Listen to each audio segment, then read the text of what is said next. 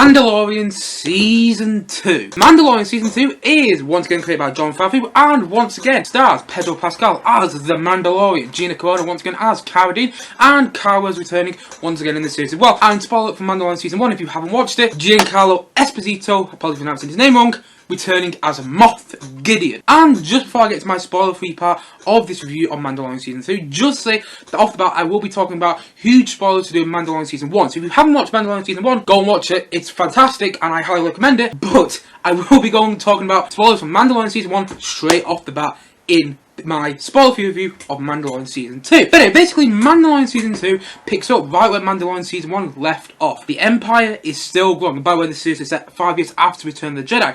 So the Empire have already had 2 defeats. Basically, the Empire have been defeated twice, but they are still growing. They are still about, and they are led by Moth Gidian. Once again played by Giancarlo Esposito in the series. Apologies for pronouncing his name again, but he is leading the Empire now. And the Empire is getting much more darker and much more vicious. And they are still after Baby Yoda. So as we saw at the end of the first season, they got close to getting Baby Yoda, but now they starting to really catch up, and they want Mandalorian's tail in each and every episode. Whereas at the same time in the season, though, we also get this different storyline to do with Mandalorian. Mandalorian has his own storylines in the season, because we also see that Mandalorian in the season is also trying to find other Mandalorians, and we see his journey to find other Mandalorians at some stages, which I'm not going to spoil, but that got quite interesting at some moments. But also at the same time, Mandalorian is also trying to find a Jedi to give Baby Yoda to. So there's another storyline going on there. So they get the Jedi storyline going on, which is again quite an interesting storyline. But the plot once again all revolves around Baby Yoda, who actually gets a name in this series, by the way. That's a slight spoiler. But anyway, basically, the whole plot of this series, like Season 1 of Mandalorian, revolves once again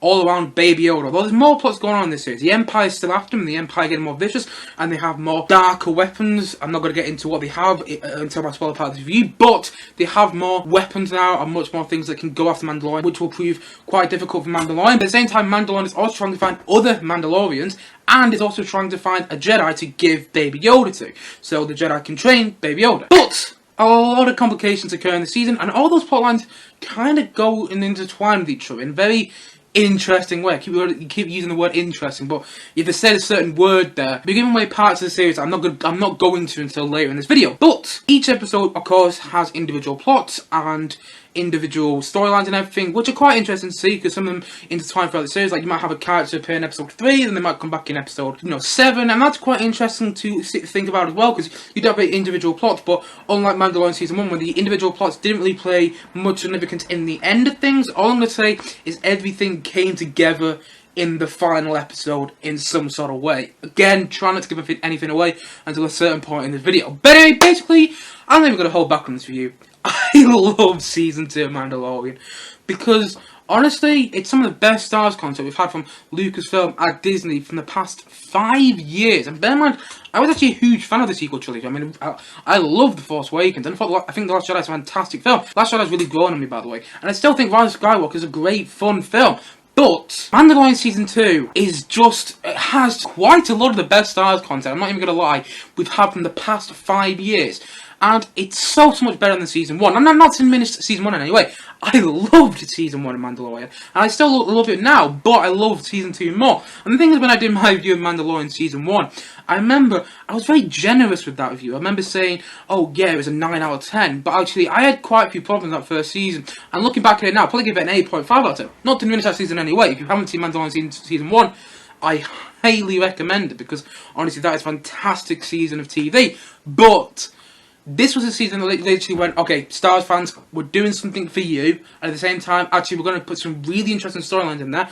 The writing's going to get better, direction's going to get better, and honestly, everything just came together so well. Honestly, by the end of this season, I had so many emotions. Oh my god, I couldn't help the grin that was on my face through almost every episode in the season. That's not to say that I don't have problems with this season. I'm going to get onto those problems a bit later in this video, but those problems are going to spoil, so I can't talk about them here. But honestly, it's absolutely fantastic. And if you've seen Mandalorian Season 1, but you haven't seen Mandalorian Season 2 yet, what the hell are you waiting for? Go and check it out.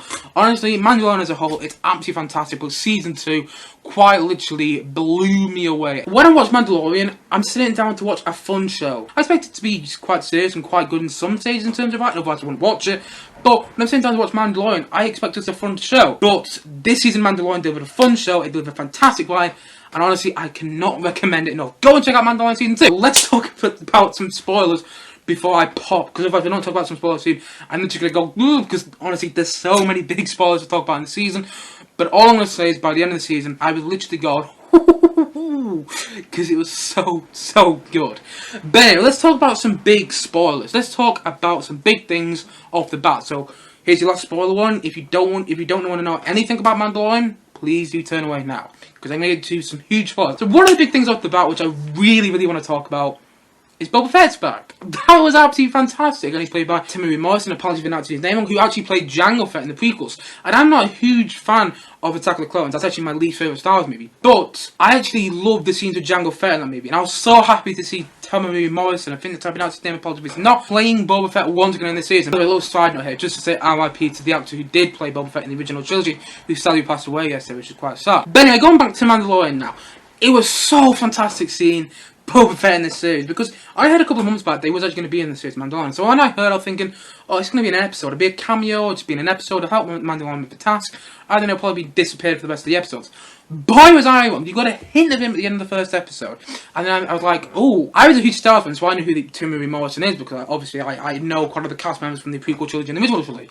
But I know people who didn't actually know who that is initially, and I don't think that was a misstep. A lot of people at the time were like saying, oh yeah, you know, the big reveal in Mandalorian Season 2, Episode 1 was ruined because people didn't know who the actor was. No, that is not the big reveal, because if you didn't know who he was, then you have constant intrigue to when he shows up again later in the season, and you're like, okay, now I realise who he is. Oh, now that reveals better. You could probably go back and watch the episode and think, oh my, wow, oh, that's actually quite clever writing to put it through the series and come back out in a better way almost. But I knew who he was, and when he got to the end of the first episode, I remember just having the biggest grin on my face thinking, this is it, because I knew they weren't going to use him just as a cameo role or just as a role in one episode, because he hinted at him there, and I knew he was going to come back in some sort of big way in one of the later episodes. And he did. Honestly, he came back in episode 6, and I just thought he'd be in episode 6, and I was like, oh, this is great to see Boba Fett. And then in episode 6, he is brilliant. He gets the Boba Fett armor back on, and he's knocking out all the stormtroopers, and it's absolutely fantastic. That's like the Boba Fett moment. You know, everyone goes on about the Darth Vader moment in Rogue One, which everyone loves. But in my opinion, this is going to be the Boba Fett moment that everyone looks back on now and goes, yep, that's the moment that we should be. Boba Fett really showed how fantastic he was in this season. And he didn't have any blasters. He was using this big black mallet thing. I don't really know what it is, but he was just knocking out all these stormtroopers, and it's just, oh, such a fantastic scene in episode 6. But then he was in episode 7, and then he was in episode 8, and I was like, what? And then you get to the very end of the season, and they confirm they're going to do a Boba Fett live action series. I was like, yes! That's kind of my dream. You know, I'm a huge fan of Boba Fett. I really am. I loved him in the original trilogy. There's something about Boba Fett which I just can't put my finger on, but he just, every time I see him, I just get suddenly interested in that character. And it's probably because he doesn't really say anything, but yet he has such a prominence, and I really like him in the original trilogy. And I even really like Jango Fett. Like I said, I'm not a huge fan of Attack of the Clones, but I'm a fan of Jango Fett in that film quite a lot. But I love Boba Fett and I love Jango Fett. I've got my own collection of Boba Fett figurines back there. I've got like 8 different types, and one from like when the original Stars released, to one from when the latest set of figurines came out, because I'm a huge fan of Boba Fett. And then he shows up in this season, I'm like, oh, and you have that moment in episode 6, and I was like literally had the biggest grin on my face when that moment in episode 6 happened. And then he's in episode 7, and he has another fantastic moment with, you know, to do the guns on his ship. I forgot the chord now, but it was relating back to Jango Fett in Attack of the Clones, which again, I'm not a fan of the prequels really that much, but it was referring back to a moment in the prequels, which again I quite liked. And then he's in episode 8, and he has another fantastic moment in episode 8, and then you get to confirm you're going to have a live action Boba Fett series, and I'm like, yes, because this is what I wanted. I'm just such a huge fan of Boba Fett, and I could not help but smile so much when he showed up, and he's so good in it. And by the way, Timothy Morrison, again, I'm happy to pronounce his name, I apologize for it, plays Boba Fett so well. And honestly, I just love Boba Fett in this series. I really do. Let's also talk about one of the other big characters who came into this season. Well, another big Star Wars character, many Star Wars fans might know about, but if you're not a proper Star Wars fan, I don't think you really know who that is. And that is Ahsoka Tano, played by Rosario Dawson in the series. And by the way, it was nice to see Rosario Dawson in the series. It was quite interesting to see her as Ahsoka Tano, and I liked the performance quite a lot. Unfortunately, I wasn't a fan of the fact that they actually put Ahsoka Tano in this series. And I'm going to talk about it a bit more when I talk about the episodes individually. Because in that episode she appears, I think it's episode 5, which is written and directed by Dave Filoni. And the thing is about her character, and I'm going to talk about this in more detail. If you're not fan of the Clone Wars, like I'm not, don't get me wrong, I've seen the Clone Wars movie. I've seen it 3 times. To be honest, I never intended watching that movie ever again. But I've seen a few episodes of the first season of Clone Wars, and I didn't really get into it. Maybe I'll give that show another go sometime, but personally, it just wasn't for me. But I'm not really a fan of Ahsoka Tano at all. But I knew who she was, but I'm not really a fan of her. And so she showed up in this season, and I just found the episode she was in a bit underwhelming. Like, a lot of people have been loving that episode.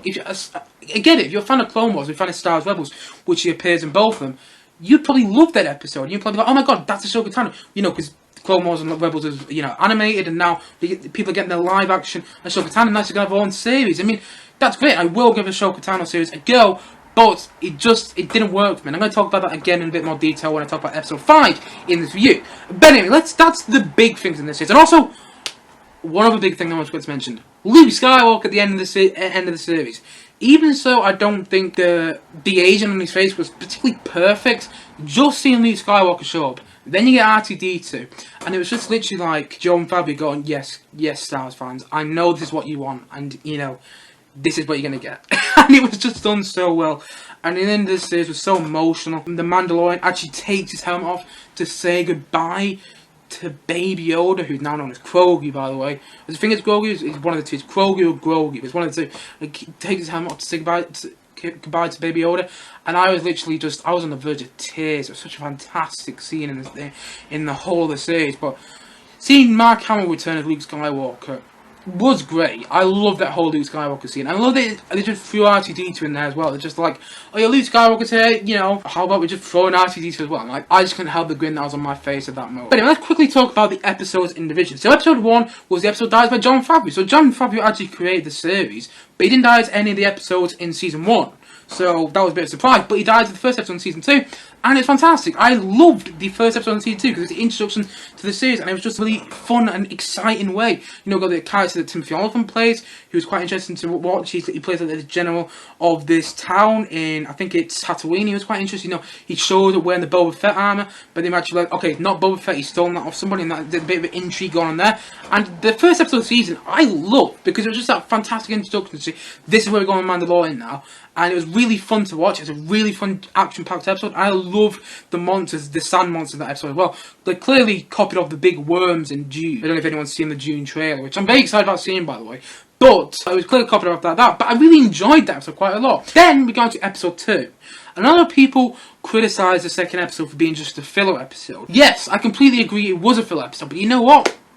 It was the definition of how you make a fantastic filler episode. Honestly, it was so good. And the reason I love this episode is because it was a filler episode, yet it kept you intrigued and it kept you on the edge of your seat. You know, the whole spider episode and everything, it was absolutely fantastic. And I loved that it had little callbacks to Alien, and then it had callback to Lord of the Rings, The Return of the King, then The Hobbit, The Desolation of Smaug, and Harry Potter, The Chamber of Secrets. It had all those callbacks to the spiders, and it was done so well. And honestly, I think I got a bit of rebellion in that episode as well, which I really liked, and I was a huge fan of episode 2, because that is the definition of how I do a filler episode. You know, I like filler episodes when they're done well. I don't mind it. And this episode, yeah, it didn't really move the plot forward that much, but heck, it was so enjoyable to watch. Then we got to episode 3, which was an episode where the Mandalorian meets the other Mandalorians. And I liked this episode. It was good. It wasn't bad. It was just good. It didn't really intrigue me as much as episode 1 and episode 2 did. I still thought it was a good episode. It was good to see Mandalorian interact with other Mandalorians, and that was a good episode. And also the episode was directed by Bryce. How he also directed one of the episodes, I think it was episode 4 in season 1, which is the forest episode with all the people in the forest fight against the Empire. And I quite liked that episode in season 1. A lot of people criticised the episode that Bryce Howard directed in season 1, which I actually quite liked, to be honest. But in this season, the episode she directed, her direction is getting better. But the episode just wasn't that great for me. It wasn't bad. I still enjoyed watching it. It wasn't as good as I would have liked it to be. It wasn't that intriguing for me personally. But then we go to episode 4, which was The Siege, which is the episode where Mandalorian sees Cara Dune once again played by Gina Carano in the season, and Carl Weathers' character in the season, which it was nice to see him interact with characters. And by the way, this episode in particular, the Siege episode, is actually directed by Carl Weathers, which was kind of nice to see that he's actually directed one of the episodes in the season. Again, it's another fun, action-packed episode, which was really fun to watch, and I really enjoyed episode 4, I'm not gonna lie. But then we get into episode 5, and episode 5 was the episode with Ahsoka Tano. Now, I do like some elements of this episode. This episode was written and directed by Dave Filoni. If you don't know Dave Filoni, he actually was the person who created the Clone Wars and Star Wars Rebels. That's why I brought Ahsoka Tano in, because he makes Clone Wars, and Ahsoka Tano is a prominent character in Clone Wars. And also, this episode did have very good cinematography. I must admit, there were some shots where you just see Ahsoka Tano with the lightsabers, which were absolutely fantastic. And the writing was getting better from Dave Filoni. It was a lot better than it was in Season 1 with Dave Filoni. He directed Episode 5 in Season 1, which was just a naff, to be honest. But here, the episode was better written, and it was more enjoyable than the episode that Dave Filoni directed in Season 1. Unfortunately, though, it didn't do it for me, and here's why. I said it before and I say it again. I'm not really a fan of the Clone Wars at all. I'm not really a fan of the Clone Wars series or the Clone Wars movie, and I'm not a fan of Rebels. So for me, watching the episode, I was just kind of thinking, okay, they've done something I didn't expect them to do, which is introduce a character which is in another extended part of the Star Wars universe into this show. Try and play a purpose so people who don't know Clone Wars will know who that character is, and also place her significance in the plot. And she does have significance in the plot, but I watched the episode with people who didn't really know who Ahsoka Tano was, and so they struggled with trying to be involved with that episode because they didn't understand who she was. And that was the problem. The thing is with Mandalorian, yes, it's an extended part of the Star Wars universe, but you can still watch, you know, the main Star Wars films and then go and watch Mandalorian and still understand, okay, this is part of the Star, this is still part of the Star Wars universe, this is still part of this world that we are watching. But you would struggle with that in episode 5, in my opinion, if you don't know the Clone Wars series and you don't know Star Wars Rebels. So personally for me, the episode just didn't really do it for me. I didn't like that episode. Now I can see if you're a fan of the Clone Wars, if you're a fan of Rebels. I can see if you're a fan of Ahsoka Tano, that episode might be really, really good. As a Clone Wars fan or a Star Wars Rebels fan, you might watch the episode and go, oh my god, finally we're seeing Ahsoka Tano as in a live-action Star Wars series. And, like, you know, personally, I can see how that would be appealing. But personally, for me, watching it, it didn't do it because I don't have that personal connection with Ahsoka Tano. That's not to say that other people won't enjoy the episode, and other people have. It's actually one of the most highest-rated episodes on IMDb from this season. But it just didn't work for me because the thing I would like about Mandalorian is you can watch the main Star Wars movies and still watch Mandalorian and understand that this is an extended part of the universe that people still understand. Yet, when you put Ahsoka Tano in there, you're putting something which Star Wars fans who potentially haven't seen the Clone Wars wouldn't understand. If you get what I mean. I like Rosario Dawson's performance in that episode. And also, there were a couple of moments in that episode which admittedly weren't that well written. There's a moment when Ahsoka Tano's gone on to Baby Yoda and she was like, Phil used to hate Lisa Wang. And I was like, where have we heard this before? The episode was a bit callbacky to the prequels. There's also a bit at the end where we thought Mandalorian and Baby Yoda were going to have to separate, and there was this nice little moment there, a nice little emotional moment between Baby Yoda and Mandalorian. Mandalorian was holding Baby Yoda's hand, but then Ahsoka Tano just came in and went, actually, no, take him to another planet, I don't want him, yep, give him more screen time. I was like, that isn't that great writing, but again, I can see why somebody might like episode 5, just wasn't for me. But then we get into episode 6, and boy oh boy did I love episode 6. Oh, it was directed by Robert Rodriguez, who has also directed the Sin City films. I think he directed Alita Battle Angel, and so Robert Rodriguez, he's quite an action director, he does a lot of action films, and you can tell, honestly, this episode was fun and action jam-packed. And the thing that I loved so much about this episode was that it broke the pattern that Mandalorian was going on up to this point. Each episode of Mandalorian up to episode 6 had the same pattern. Mandalorian goes to the world, he meets people, things always go planned, complications will occur, but in the end, Mandalorian gets Baby Yoda back in some sort of aspect if he might have lost him, and he ultimately saves the day for the people, or helps save the day with the characters he's working with. That was the trends of all the Mandalorian episodes up to that point. But then you get to episode 6 and the trend changes. And it changed in a really, really interesting way. Because not only was that the episode where Baby Yoda gets taken away by the Empire, that was also the episode where we get to see, you know, Boba Fett go against his plan. And I loved seeing Boba Fett in this episode. He was done so well. And that moment when Tamari Morrison puts the Boba Fett armor on, and you just see that shot of him, and he turns around, and he's got the big stick in his hand, and he's about to kill all the stormtroopers. I literally had the biggest smile on my, just thinking about it makes me sound now. I literally had the biggest smile on my face just in that moment alone, because it was done so well, and it was so fantastic to watch. Like I said, it's that Boba Fett moment that I think in the future, people, when they look back at Boba Fett, they go, remember that Boba Fett moment in Mandalorian Season 2, Episode 6? Yeah, that was fantastic. And also, it was really interesting to see Baby Yoda getting taken away by the Dark Troopers, which come back in episode 8, which was very interesting to watch. But then we get into episode 7, and you know what I really liked about episode 7? Was that Bill Burr came back. But he came back in a much more interesting way than he was in season 1. Like, Bill Burr's character was in, I think it was season 1, episode 6, which was the highest episode in season 1, which I wasn't a huge fan of. It wasn't bad, just wasn't that good, to be honest. But in this season, he was so much more interesting. So I think Bill Burr's performance as the character he played in season 2 was a lot better than he was in season 1. There was some really interesting moments in episode 7 that I really liked. And it had a bit of an Indiana Jones feel to it. That's what I really liked about the episode. There's a whole scene with the pirates, you know, when Mandalorian and Bill Burr's character transporting this whole lot of explosives to the Empire base on this world. And all the pirates are going onto this, you know, this big transport vehicle, and they're all fighting against Mandalorian. That was a fantastic action scene. It was fantastic because you just see the way that all of these pirates are just using all their weapons to try and kill Mandalorian, and he's just using his faces. It's like, ha ha ha. But then he just managed to kill them all, and it's great. And also, that was the episode where Pedro Pascal, as the Mandalorian, takes his helmet off for the first time in the season. There was a rumour going about a couple of months before season 2 came out. It said that basically Pedro Pascal was actually getting furious with the people who run the Mandalorian because he didn't actually get to take his helmet off in the season at all, and he really wanted to. Not only was that rumour debunked in this episode alone, it was completely debunked when you get to episode 8, when he takes his helmet off for like another minute or so. Because Pedro Pascal, with the Mandalorian helmet off, actually got a lot more screen time in this season, which was really interesting to see. And I really liked episode 7. It was a good episode. It was really gripping, and it was really great to watch. But then we get into episode 8. And my god, the emotion I felt in episode 8. I felt excited at the start of the episode. I felt gripped. Then I felt really intense at one stage in the episode. Then I felt I was having a lot of fun at one stage of the episode. I couldn't stop smiling at everything that was going on. Then I got really sad though towards the end of the episode. Almost on the verge of tears when Baby Yoda's getting taken away by Luke Skywalker. And then at the very end of the series, in the post-credits scene, which sets up the Boba Fett live-action TV show, which, by the way, I can't wait though, I was literally bouncing with joy. I was like, oh my god, Boba Fett's getting on a TV show!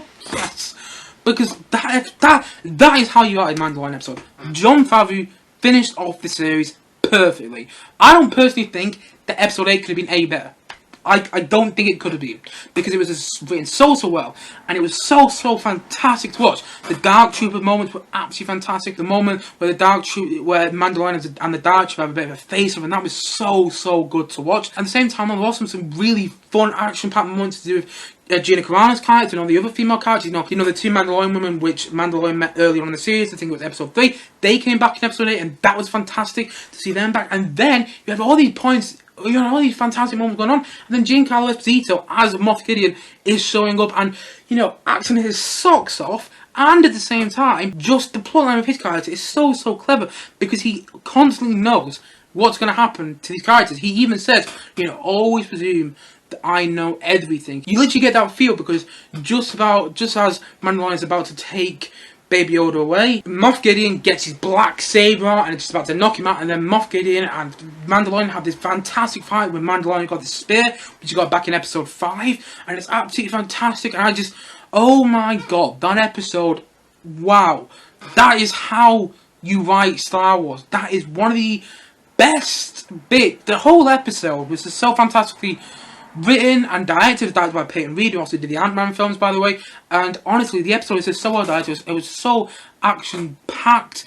Every character had a role to play, and that's what I loved about the episode so much. All the storylines early on in the season, to do with all the other characters, came together in the final episode. Literally, all those characters which you formed that allegiance with early on in the season came back, and all the emotion was literally just put on the screen, and you couldn't help but smile.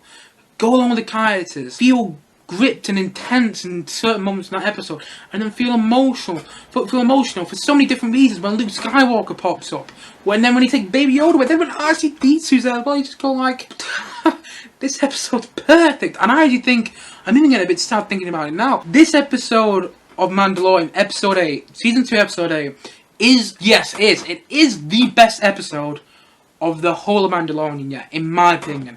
Because honestly, that episode, oh my god, the emotion you felt, the things that happened, you just couldn't help but literally sit there and go, wow.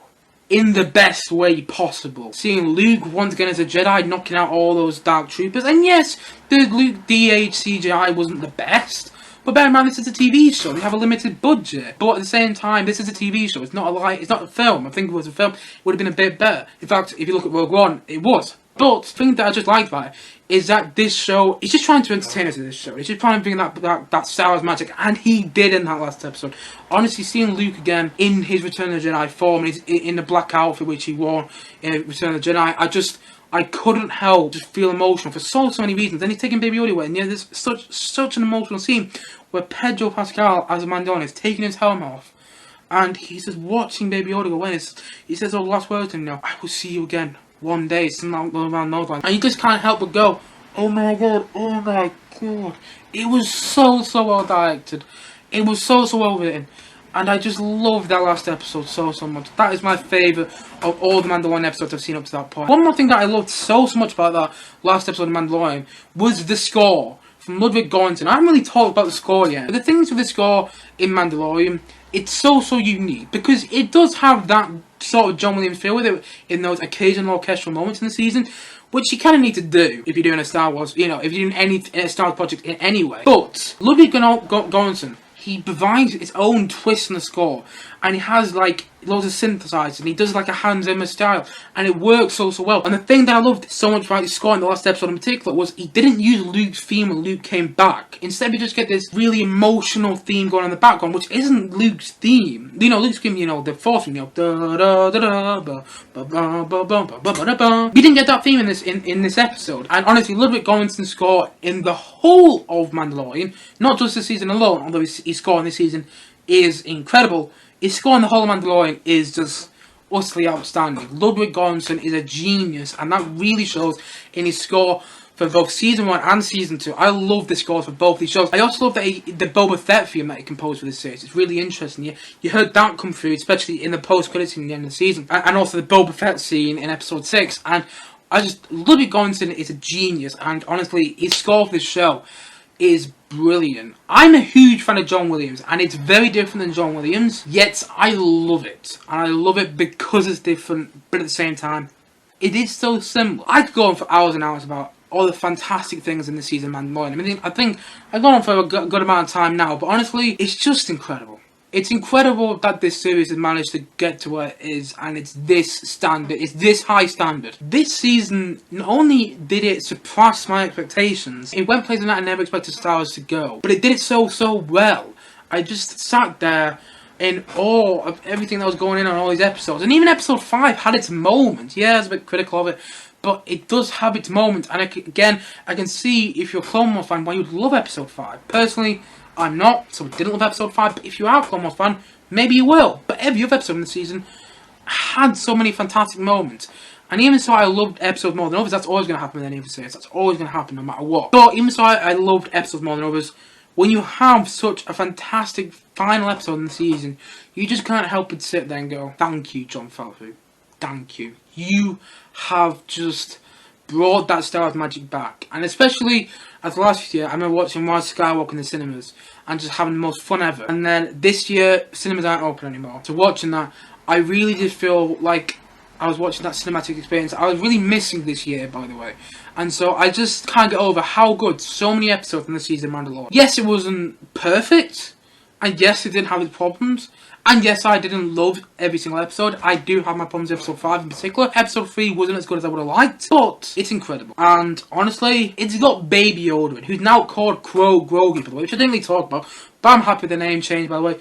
Called Grogu. And I mean, where can you go wrong with Baby Yoda? I loved episode 8, and that's why I love the season so much, because it delivered it on the finale. Whether you liked, loved, or disliked any of the episodes before the finale, everything in the finale paid off. You gotta admit that. And so for that reason, I'm gonna say that Mandalorian Season 2, I'm gonna give it a 9 out of 10. Yeah, if I was gonna go back and play rate Mandalorian Season 1 about an 8.5 out of 10. But I still really like that season. And all the things that I really liked about that season were amplified into this season so much better that I was just like, whoa! When I go into the season, I'm expecting to have a fun time. And I'm expecting to have a really enjoyable time. And I'm expecting this is gonna be some Star Wars fun. Not only was this series enjoyable Star Wars fun, it was incredibly well written. It was emotional. It was just So great to watch. And honestly, I love Mandalorian Season 2. Yeah, I don't love every episode, but when you get episodes which are as good as they are in the season, you just can't help but sit there and love it. And so for that reason, it has its problems, and I don't think it's perfect, and I didn't love every episode, but heck, I'm going to give Mandalorian Season 2 a 9 out of 10 from me. Hey guys, what did you think of Mandalorian Season 2? Please do comment down below and let me know your thoughts in the comment section below. Hey guys, thank you as always for watching, and if you haven't yet, please do click down below and like, subscribe on the video, and look forward to many more both film and TVs coming very soon on this channel. See you guys again soon, but bye for now. Bye!